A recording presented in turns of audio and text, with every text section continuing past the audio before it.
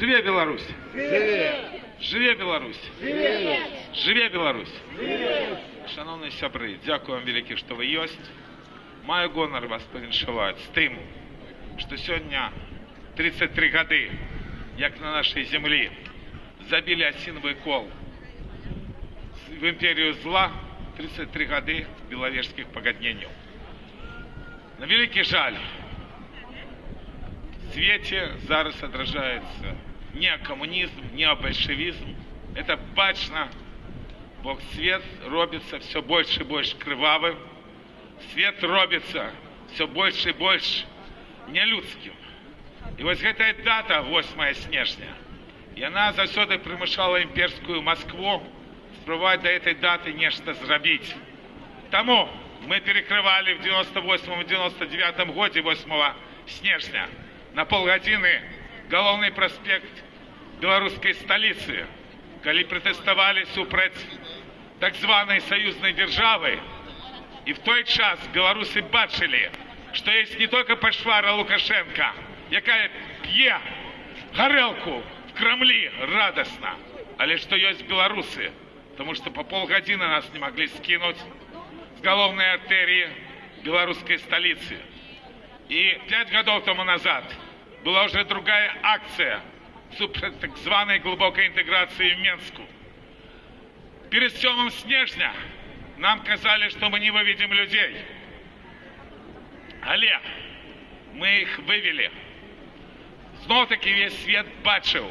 Митинги, которые шли на центральной нашей площади, глядели миллионы белорусов. Правда, они тогда не верили тое, что незалежность Беларуси под погрозой. И они тогда еще не разумели, что Путин – это подшвара, Путин – это война. Я прошу вас, ніколи не забывайте, як і тоді змагалися з нас, як рихтовали ті ланцюги, в которых сьогодні белорусский народ. Бо грант отримали правооборонча структура, как правильно перелічувати кількість демонстрантов. И тому что мысли демонстрантов было меньше, чем было людей на улицах Минска в снежне 19 года. А після той опозицію, яка виводила людей на площадь, тих активистов оппозиции, которые трапили под репрессии, просто вирішили не підтримувати, бо треба, оказывается, було допомогу тільки тим, хто трапив под репрессии режима только в перший раз. Так рихтовалася замена оппозиции 2020 года. Мы про это так само не повинны забыть. Свет зараз імклівий. Рухнул режим Асада, вы все ведаете. Кажуть, абсолютно слушно, про то, что это тому, что Россия завязла в агрессии в Украине. Называются страшные личбы, больше миллиона загинувших, поранених людей. Гэтые лічбы гучаць, не глядячы на кіраўніцтва Украины. Але не только Россия, не только тое, что Иран и Хезболла вступили в борьбу с Израилем, где понесли вельми великие згубы. Это была диктатура меньшости. И одноплеменники Асада, алевриты, за эти 15 годов громадянской войны, они амаль что сгубили уже всех мужчин призывного взроста. И коли не стало Хезболлы, коли не стало иранцев, коли не стало Российской империи, это все рухнуло. Але Беларуси банда, это значно меньшим осіроддя, якое підтримувало Асада, бо там было хотя бы 10%, и, между іншим, лёс этих людей будет зараз вельми жахливый, это так само люди. В банде самый минимум людей в Беларуси. И я все-таки верю, раз так отрымалось, что на нашей земле была знищена империя зла, раз так отрымалось, что весь той сусветный бардак, который вы бачите, почался менавіта с Лукашенки, с подшвары Лукашенки, то менавіта в Беларуси будет той момент, когда эта банда будет просто знищена белорусского народа, бо злочинства ихние громадные.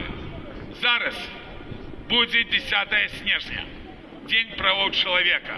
На великий жаль, в сегодняшнем глобальном свете, не только в Беларуси, правы человека – это уже нечто абстрактное. Все больше и больше кажут про правы людей, которые сидят на золотых унитазах. Все больше и больше кажут про правы інших людей, а про правы человека все меньше и меньше. Бо декларация прав человека растоптана уже давно. И починал это менавіта Лукашенко. В Мінську перший раз в історії незалежної Білорусі стяки в розв'яза был якраз поднятый на акции 10 снежня 1997 года. Все лето в Варшаве весна проводит пикет. Кто может, бо это рабочий день 10 снежня. Запрошаю долучиться, бо не все смогут, люди працуют, это зрозумело. Але кто может, пикет почнется о 17:30, он будет годину на пляце Конституции. Коли ласка, приходьте, бо белорусы, в адрозненне от всех інших, мусять ведать декларацию прав человека, мусять ведать, что есть правы человека, бо мы люди. И слушно тут гучало, Лукашенко – это война, Путин – это война. И когда я выступал в Минску, я завсёды казал, что вельми страшно, коли этих два старых и уже ведомых в свете злочинца сустракаються поміж собой. И такая сустрэча адбылася зноў наперададні 8 снежня в Мінску. Яна таксама жахлівая. Бо гэтыя пачвары, гэтыя гэбэшныя падстілкі, яны працягваюць рыхтаваць третью сусветную войну. Вот чым сэнс тых пагадненняў, которые были подписаны в Минску. И это погрожает всему человечеству.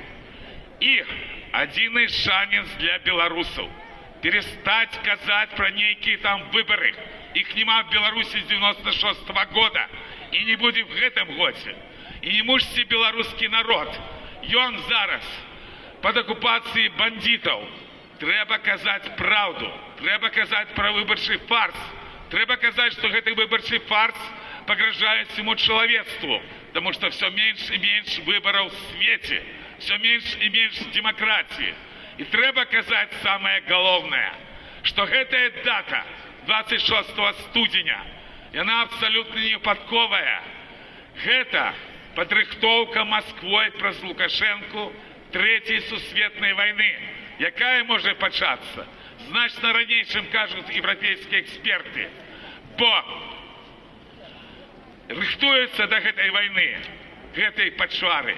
Будьмо белорусами и памятаем, что белорусская нация выжила в жахливом 20-м стагоддзі. И зараз треба не только выжить, треба, каб засталася Беларусь вольной европейской краиной в будущем, то есть за что сгинули наши лепшие люди. Тому еще раз запрошаю вас на пикет праз 2 дні 10 снежня о 17:30 пляц Конституции в Варшаве. И будьмо разом. Живе Беларусь!